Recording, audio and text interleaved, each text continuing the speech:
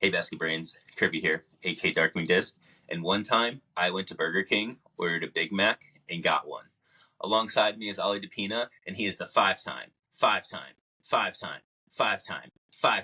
WCW champion. Can you dig that, sucker?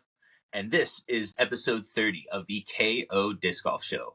Episode 30 is the Knit Arena episode. Famous players to wear the number 30. Steph Curry being the most famous of all. One of the best pitchers of all time, Nolan Ryan, while he played for the Angels, and Terrell Davis.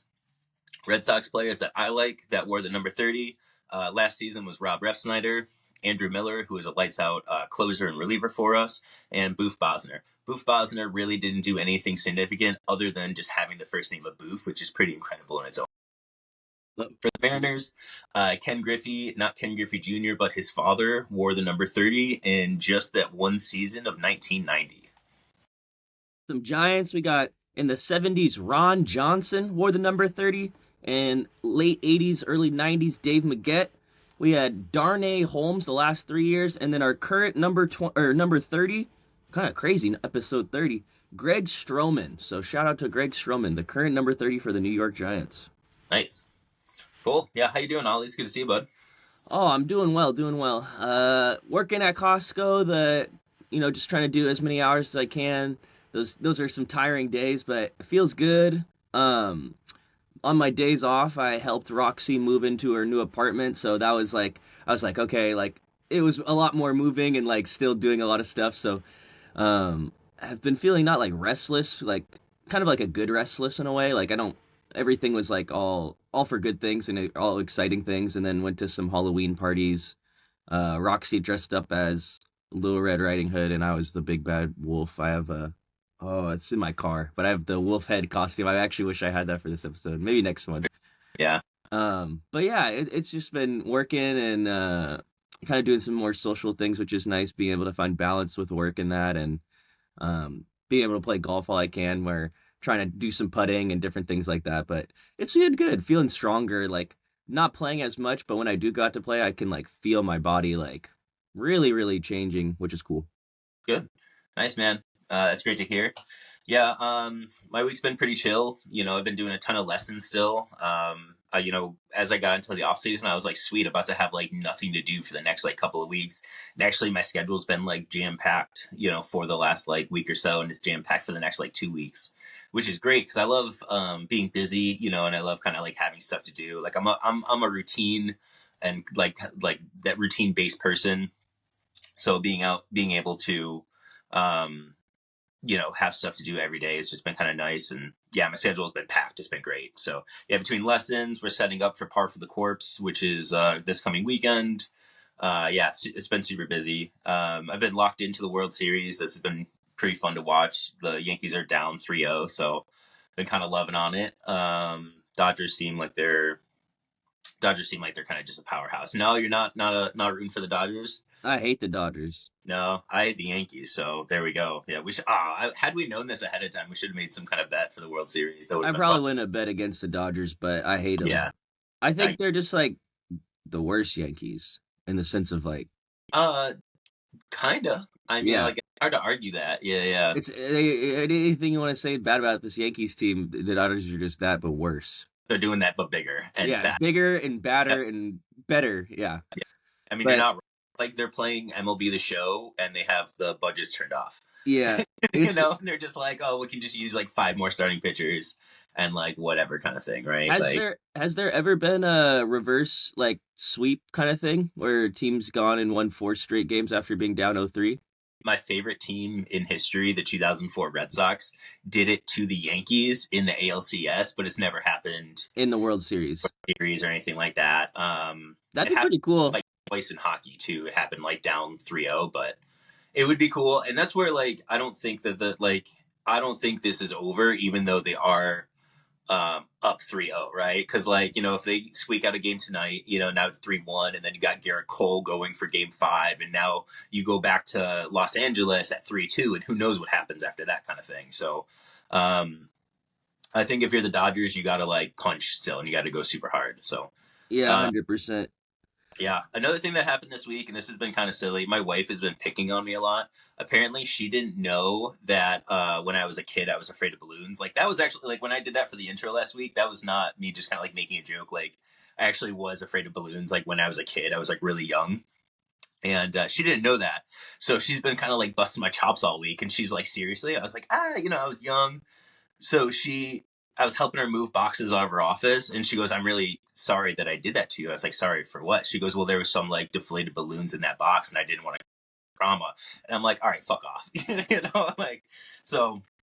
That's been really fun to deal with all week. So thanks to her. And then the other thing that I've kind of which was really cool from the episode from last week is I've had a lot of people reach out to me and tell me like, "Hey, I like having a first place trophy, but I don't like having second and third place trophies." So it seems like that's been a pretty consensus thing from what I've heard of people coming into the shop and talking to me about it, or just people sending me like messages and like texts and DMs on the side kind of thing. So pretty interesting, cool to hear. That's what I want people to reach out and like tell me those things, and I want to hear that kind of stuff. So Yeah.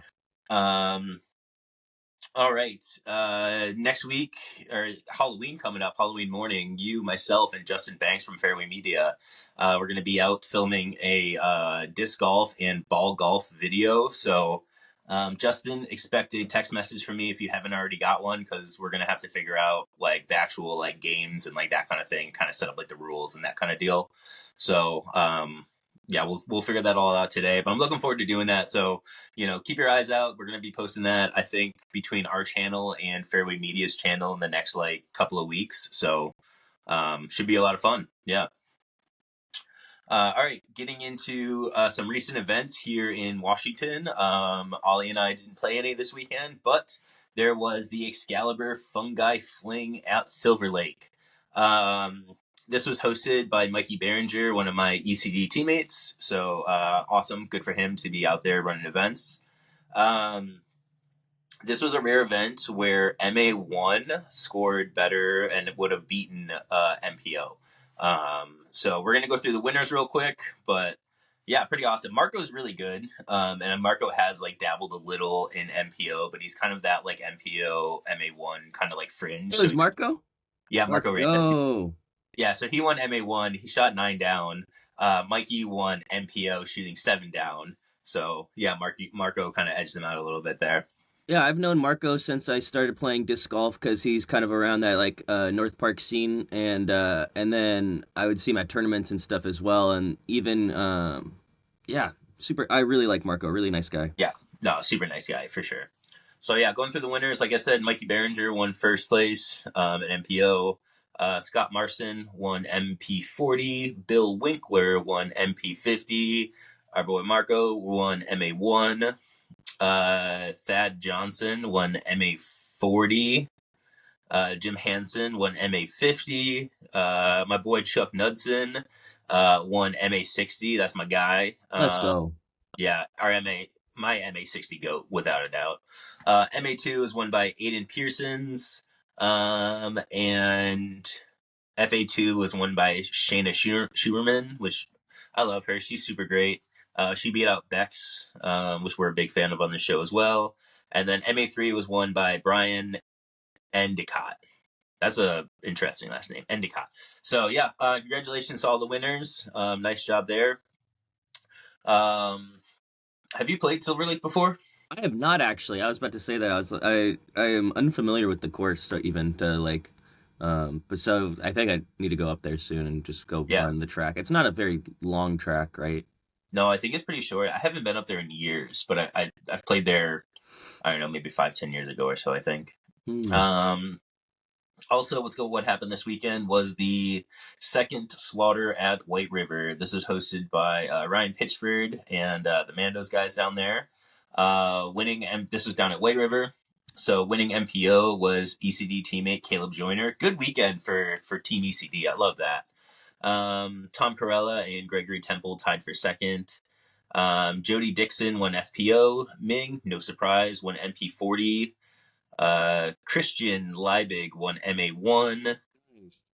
Christina Roberts won FA1. Chris Otto won MA40. Chris Otto is like, that dude's awesome, man. Yeah. He's really, really good. He wins a ton of our tournaments. What did Uh, he dress up as at that one tournament? Oh, he was like, wasn't he in like a onesie or and something then like? like a wig or something too. Yeah, Yeah, no, it was great. It was great. I love him. He's a ton of energy. It's really, Yep. really great. Yeah. Hunter Courts won MA2. Joseph Dahl won MA3. So congratulations to the winners down there. Um, I imagine it was a relatively like windy and kind of rainy day out there, so it's been kind of just that nonstop out here, kind of off and on. So very cool. Good. Congratulations to the winners. All right, getting into next weekend, it's going to be par for the corpse. We're doing a 20 hole like ace race style course. I went out this weekend, or went out the other day and painted lines. Yesterday morning, I painted lines, put out flags, measured hole distances last week. That's all kind of in the disc golf scene page. If you go to the comment section, I kind of put all that stuff in there. Holes are pretty short. 279 feet is going to be the longest hole. A couple of the holes play, like 6 holes play just exactly as is. Like hole 1, plays like regular. Hole 2, we split up into 2 different holes where the first hole is like 270 feet. Like to basically it throws to like that tree in the middle. The basket's going to be to the right of that. And then 2B would be like way over to the left, going to the pin, going to 2's basket. So we're just utilizing all the baskets. Everything's a little shorter. Some of the shots are like pretty tricky. Like there's a couple of holes where I'm like, man, if anybody aces this, like I'm going to be very impressed. And then there's a couple of where it's just like, yeah, this one, like this is a very probable ace. Like hole 11, I kind of moved it to the point where it's like a straight pushing hyzer that kind of like dumps like at the last second kind of thing. And it's just like that hole can very easily be aced, or I can see people taking 4s because they're not making it in the tree line and they're kind of kicking around and stuff. So Yeah. um, I wanted to make it challenging enough that you still have fun and you still have to kind of like think about your shots, but also making the course short enough and easy enough that people who are playing like MA3 and MA4 can reasonably go out and like maybe shoot under par, or maybe like ring up an ace on a shot that kind of you throw maybe a little too hard or something like that. So Yep. yeah, I'm looking forward to it though. I think it's gonna be a ton of fun. Um, I think because they what's that? I think those ace style tournaments are so fun, and they create such a cool like atmosphere because like I remember my very first tournament I ever did was an ace run 27 hole layout Lakewood. Mm-hmm. And Yeah. it was my very first tournament. Any like I've been playing disc golf for less than a month, maybe 1 month exactly. And I'm sitting there, and the very first hole, like they do the horn to start the tournament. I'm standing at hole 7, and we threw, and we're walking down the fairway, and they tee off on what is hole 16 now, like that one downhill next to the learning center, Yeah, yeah. and someone aced that very first throw. And it was like I was like, oh, this is the coolest thing like ever. Like like everyone stopped, everyone's like going crazy, clapping, and I was like, oh, this is so cool. So those ace run tournaments I think create a really cool atmosphere and environment, and they're really, really fun. So definitely recommend going and doing them. Yeah. No, like I said, I'm really looking forward to it. It's anybody that wants to complain that South Fork is just too long for them, this is the event for you. Because it is South Fork, just everything's just tightened up a little bit and gotten a little shorter kind of deal. So very reachable for I think all divisions. I played with my buddy Derek Chan the other day, and kind of looking at how far he was throwing and then kind of looking at the whole distances that I did, I was like, man, I think this is great for him. And he's like an 800, 815 rated kind of player kind of thing. So I'm like, if I think that he can get there reasonably, and maybe shoot like a little under par, I think I did a pretty good job. And, I think it's going to be challenging for players like that. And even, for some players, like there's some shots that I was throwing that I was like, I don't love this. Like I kind of need to like, tighten this shot up a little bit and that kind of thing. So, because the ace pot isn't huge because it was hit at the last tournament, us at Emerald City Discs, Brian and myself are doing like a gift card bounty for all aces. So we haven't decided how much exactly it's going to be yet, but for every ace that's hit, you're going to get on top of a portion of the ace pot. You're also going to get a gift card from us. It's like also like a congratulations kind of thing. So kind of want to encourage people to like make some do some ace runs and try to ring something up. Could be cool. Um, all right, moving into a just kind of like a random topic. I just kind of want to touch on real quick and kind of hear your thoughts about a little bit because I had like a shower thought yesterday. Who is the face of disc golf, both male and female, and who do we want to be the face of disc golf? Like who do we think would be the best candidate to be the face of disc golf, right? So I was kind of going down the list of players that I thought would make like the most probable for being the face of disc golf, right? Simon Lizotte, because he's got such a big following, except Simon doesn't want necessarily to be in the spotlight all the time. He wants to jump in and out of the tour. He wants to do his YouTube thing. He wants to spend time with his wife and kids, which like good on him, as he should. So Simon isn't really the guy that they want to put like their everything into, pushing him kind of thing. Yeah. Paul Macbeth isn't really the guy anymore. He's not at the top like he used to be. His time of being the top guy, I think, is over, and I think the PDGA needs to kind of find somebody new. Gannon Buhr, I think, has a really great chance, except he doesn't. I love. I think he's great. I think what he's doing. Both like on like social media where he's kind of like talking like smack to people and stuff like that. Like I think it's great, but he doesn't appear to be the most likable. And that's a huge issue because he is one of the best players. But if you're not the most likable, that's hard for the PDGA to kind of like put all their eggs in the basket to kind of promote him. Calvin and Ricky, I think, need to win more majors in order to kind of be like the front face of the game, even though they are two of the more popular players. So those are also two that I think would be like up there in contention. And then I think the Robinson brothers are honestly just a little too like normal.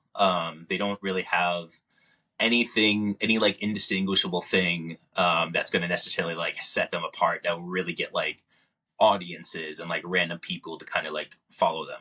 Being a two-time world champion. I know, dude. It sucks. I don't know, man. I think people. I don't know. I think it's easy to say that, but I think people. Anyone that I think he is.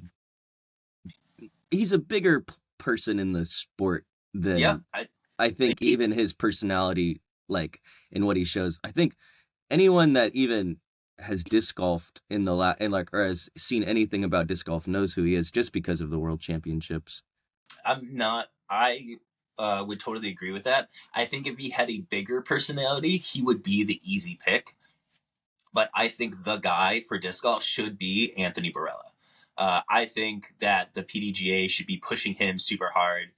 He's young. All the young kids, like look at a kid like Dylan, right, who's on the box squad. Like Dylan freaking loves Anthony. Like that's like the only time Dylan reaches out to me. He's like, "Hey, did you get the new Barella disc?" And I'm like, "Bro, like you can just say what's up, Like I think Anthony Barella could be and should be pushed as the face of disc golf. When you look at these tournaments and you see people in the crowds, most of the people in the crowds are wearing, or you see a ton of those Anthony Barella, like Arizona Diamondbacks jerseys and like that kind of thing. Like he is insanely popular. He's showed this past season that he can win, even though he kind of didn't finish on such a hot note kind of thing.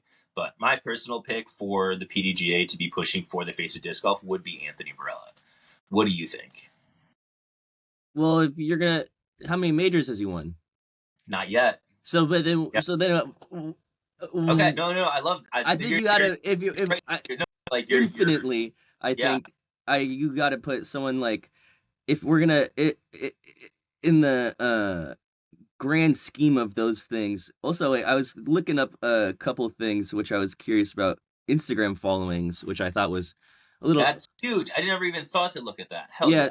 So like Gannon, who I think is like massively popular, has like 50K to 60K less than Heimberg, who has like 30K less than Ricky, who has like 100K less than Paul. So it's like there's kind of like some tiers to this where it's like there's some big things. Anthony Barella is also a little less than Gannon, so he's around that 50K mark of followers. So Kristen, can you look at Eagle real quick? Yeah, that'd be a good one. Eagle's another one who could be in there, but I think Eagle's problem is that he's hurt too much, and Eagle's not. I think Eagle's back though. I think Eagle's. He finished pretty high at that one major, no? Like European Open, like 2 years ago. No, this year, not 2020. or I think the year before. This year he had a really good tournament. Did he? Yeah. I don't remember, honestly. Um, no, I mean, I think honestly, like all these guys should be in the conversation of it. But I think when you look at you're getting me with the major thing because that is a really good and valid point. Where at that point, like you kind of want to push Gannon Bird, but I think Barella's the guy. And I kind of love the idea of pushing like Barella and Burr as like Eagle these. got third at Worlds. Okay. So yeah, no, and That, he was pushing. He was like number 2 for like a lot of the like he was.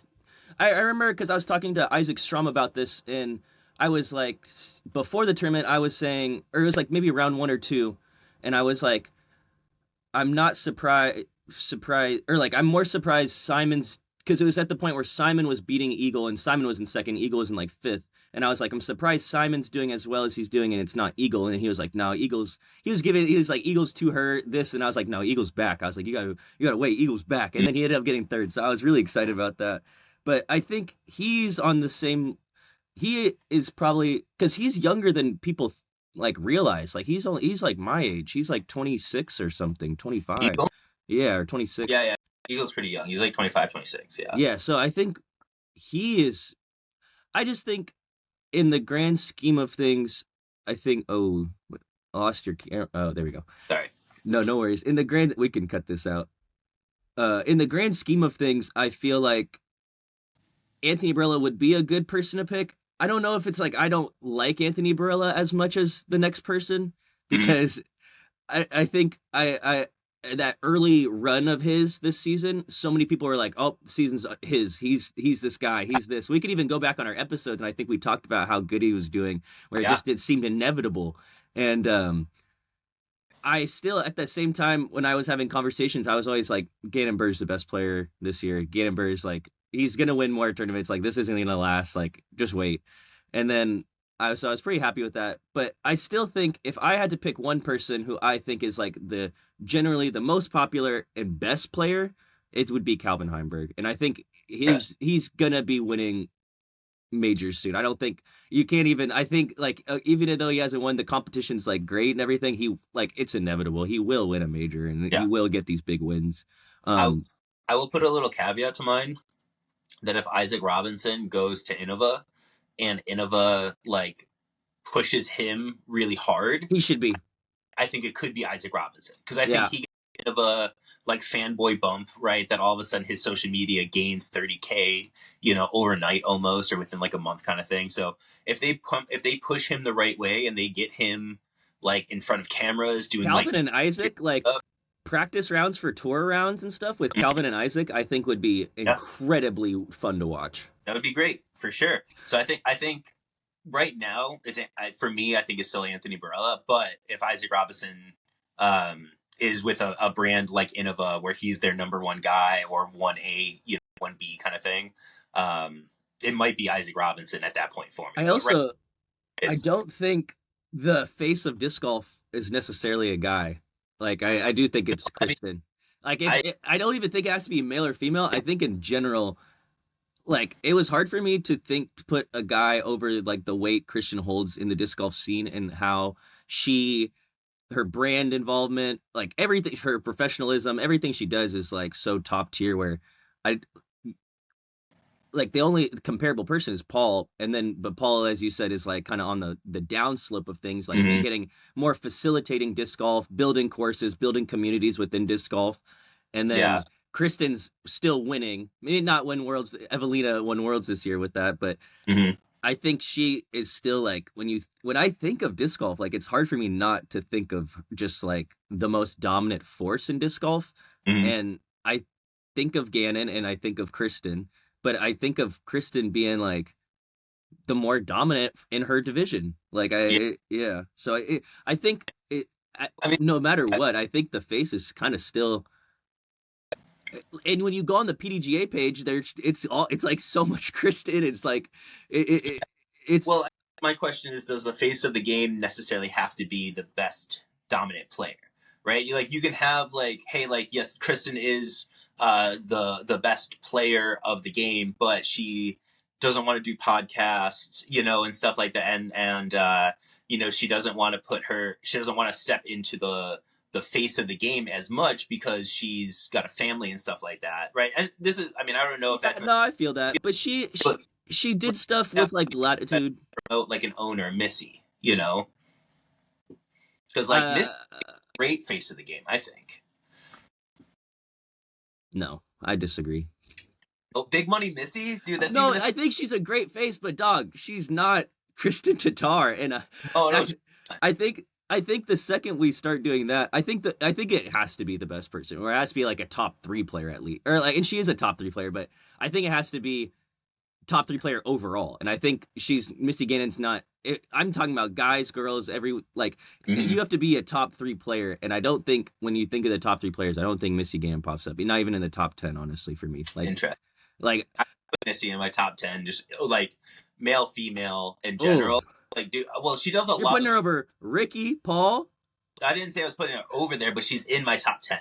You know, So like I could name 10 people right now, and you're gonna tell me all 10 of them are. You're gonna tell me there's gonna be 1 or 2 of those people that are not above Missy. like who? Oh yeah, yeah, for sure. Eagle, Simon, Calvin, Ricky, Kristen, Own. Give me Own over Missy. I'd put Missy. There's one for me. Gannon, AB. That was your original pick, no, AB.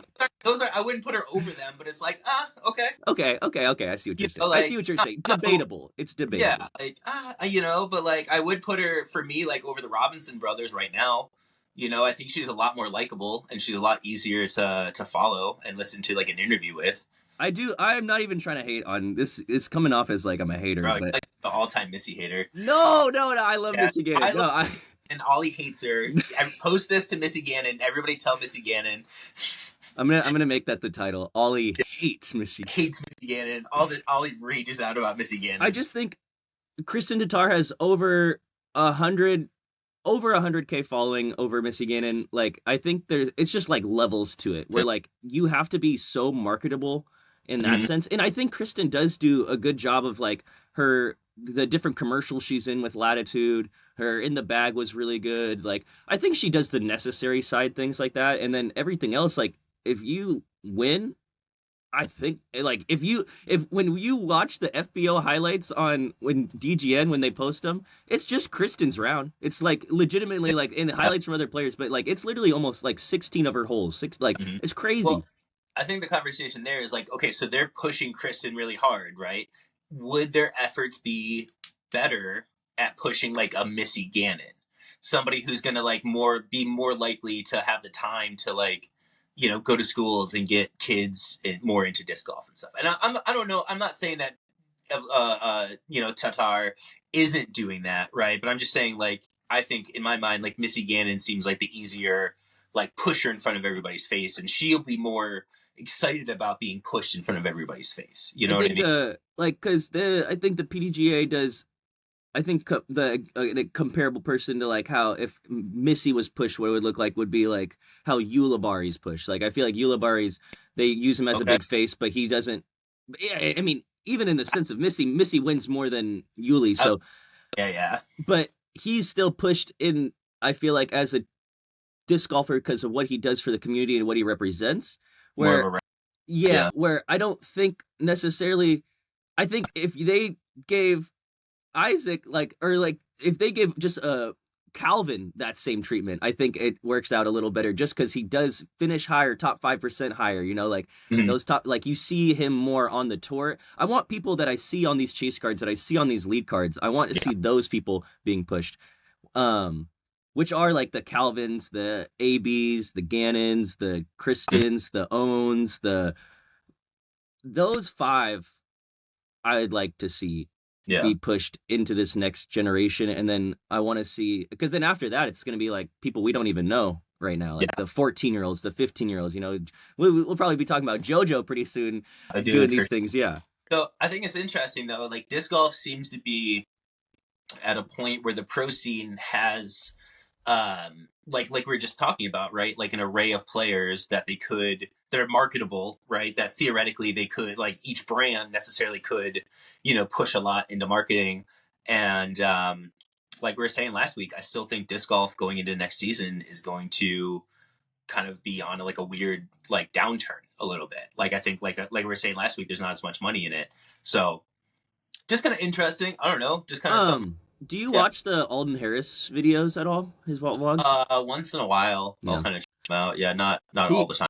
that it's a good insight to Isaac Robinson. You see a lot more of his personality and who he is there. I feel like I've watched like a lot of those, and it's sometimes it's literally just Isaac and Alden, just like Hmm. I don't know. I think it's a good insight to like more about Isaac for sure, and I Yeah, think them as a team is really solid. That's why also I think the Discmania move could be cool.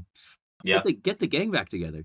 I mean, I'm personally like selfishly, I'm like I'd love to have him on, Discmania. Like that's cool for me. Some of the Isaac discs would be like sick. But Isaac at the same Isaac time, Robinson P3X. sure, let's do it. But I do, like I said, I think Innova's kind of the coolest spot I think for him. So Yeah. all right, that was cool. Dude, hey, good discussion, man. I Yeah. love that. Hell Like I yeah. love that kind of stuff. And if you have an opinion on who you think should be the face of disc golf, comment below. Tell us. Tell us why you disagree with us. Tell us why you like, the points that we made and that kind of stuff. So, yeah, I want to hear what the people think, should be the face of disc golf and that kind of deal. So, Ollie, you want to get right into fantasy football? I don't, but I will. I lost again. I'm having a tough year in this Tough. league. Yeah. We're just not scoring points. I got my buddy Gabe with me down there at the bottom, so but he even is 2 games above me. But I moved down to 1-7 on the year. I Jeez. actually have not scored the least amount of points. I've scored 50 more points than Gabe, but I've had 100. So like in context, Kirby, you've had where are you? Actually, you're a bad example. Well, tell me how you really feel. Damn. Well, because you've had a lot of points scored against you as well. So I've had the most points scored against me. So when people play me, they score the most points. But then when people play team CL25423, they've scored 160 points less in the total year against this team. So, sometimes my hill's just a little like higher to climb, and that's okay because next year will be better. Okay. We're already looking to next year, but Yeah. This isn't we didn't have exactly like a franchise thing set up, but it's fine. we fired the GM. He's gone. Yeah. We packed his bag. Same with the head coach. But so I lost to I'm on top of the world 100 to 119. The Climb by Miley Cyrus, Lucas Cobrea. He changed his name from At Least I'm Not Last because he's 500 now and scored the league high 176.66 against OK Fantasy Football Show, who moves to 3-5. Team Lucky Luke actually comes out with 172 points as well against Team Gabe Zamsberg, a 70 point blowout. Kirby with the win, 147.02 versus Team Slop Jockeys, 119.64. That's right. And Team CL 25. Oh no, never mind. This is the league high, 183.28. He scored 183 points this week versus That's two easy. tight ends, one cup, who scored 148. Yeah, it's always crazy when you have like those guys that score 148 and still lose, who like probably would win He would have beat me. and he would have won against our matchup, but actually he wouldn't have won against any other matchup, which is kind of cool. But yeah, Yeah. I think we Would can it be- start looking at The 10 players. You're looking like so we got the way the playoffs are working right now. I think there's going to be. I gotta sit it back 1 week, so I gotta remind myself to do that after this episode. But we're gonna have the 6 teams. We're gonna have 6 of the 10 teams make the playoffs, and so it's you looking like you're making the playoffs right now. I'm definitely not. I don't think I even have a chance. I think there's a way to look at percentages, but I think my percentage to make the playoffs is pretty low. I'm feeling all right about mine. I'm facing Sean Kong next week, so we should break up that 50-50, some of that 50-50 ties we got in there. So Yep. I'm just looking to try to win. I think I'm going against who do we got? Give me someone easy, please. Team Slop Jockeys. Nope, that's not going to be fun. 5-3 versus 1-7. Okay, we're gonna try to get a win this week. yeah. And I got Najee Harris sitting. Yeah, this is so bad. We're trying. It's not working. In my other league, I'm doing good. I'll say that every week now. That's fine. Way to justify it. It's fun to do though. That's cool. That I No, mean, what is it CL whatever CLG whatever dude? he's doing well. I messed up too. I made it too easy for him. I dropped like one of my better players and just gave him like a free star that's coming back. So his team got even better. He had a good draft too, so that was gross. tough. Gross. All right. Moving into the O draft. That's this week letter draft. So, yeah. Ollie, do you want first pick, bud? Yeah. Go ahead. No. I'll take the second pick, second, You third. want second too?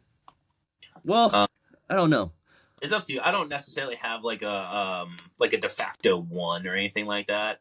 I think the O draft is. I think there's. Well, there is a de facto one, so let's just calm down. You have a de facto one.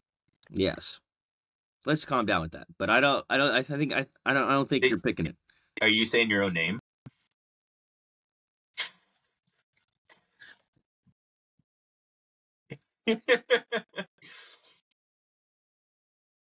Do I have the one pick or not? You got it. Go ahead. Oliver. Me. Yeah, I'm drafting myself. Bet on yourself. that's right, buddy. I am the consensus one. I'm the one of one. Sure. Hey, I woke up this morning and I got picked first. That's all I gotta say. There you go. First and what doesn't matter. Nice. If I'm being very honest with you, not on my list. Never even occurred to me. All right, that one kind of hurt. I'm not gonna lie, that one kind of hurt. Never even occurred to me. I'm so sorry. Never even. My first pick is going to be orange juice. Okay. I don't know, dude. Glass of orange juice in the morning hits pretty hard. I like orange juice. What a glass of Oliver. It's even harder. Ugh.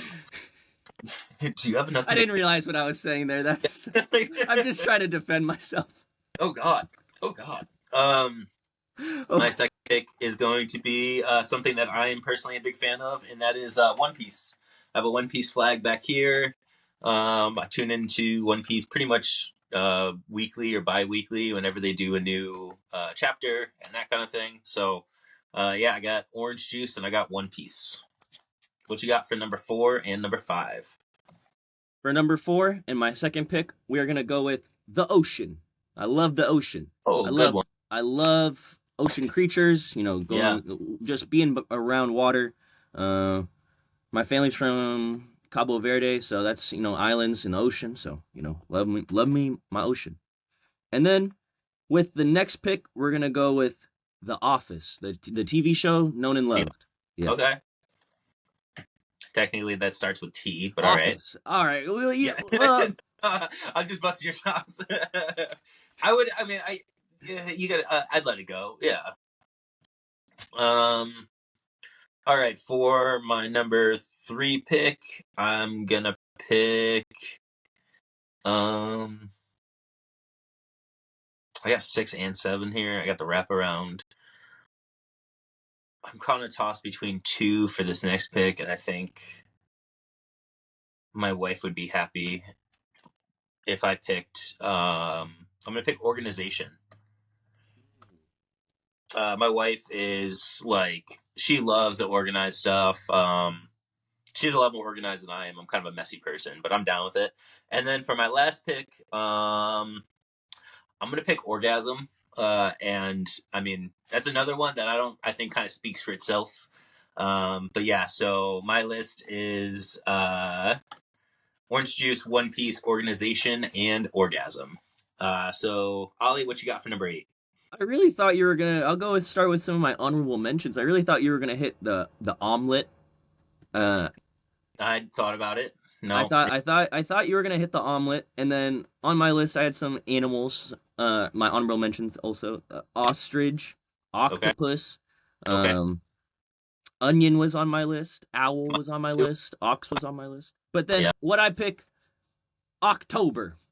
Oh, hey, solid. October. You get baseball in the playoffs. You get October baseball. You get football. You get college football. You get hockey. You get literally basketball, you get everything your heart could content. I was born in October, so again, wrapping it back down to the GOAT, the number one pick, me. Exactly. Not bad. Not bad. I also had Oreos. I had Oh, that's a good one. yeah, I had oven. And I had that. My other one was exactly what you just said. Oh, that moment of like realization that was also on my list. That's pretty good. That's pretty good too. All right. Episode 30. That's pretty. Oh, actually, let's recap the list real quick. So I had Oliver. What was my second pick? You had Oliver, you had Ocean, you had Office, and October. So not bad. I had Orange Juice, One Piece, Organization, and Orgasm.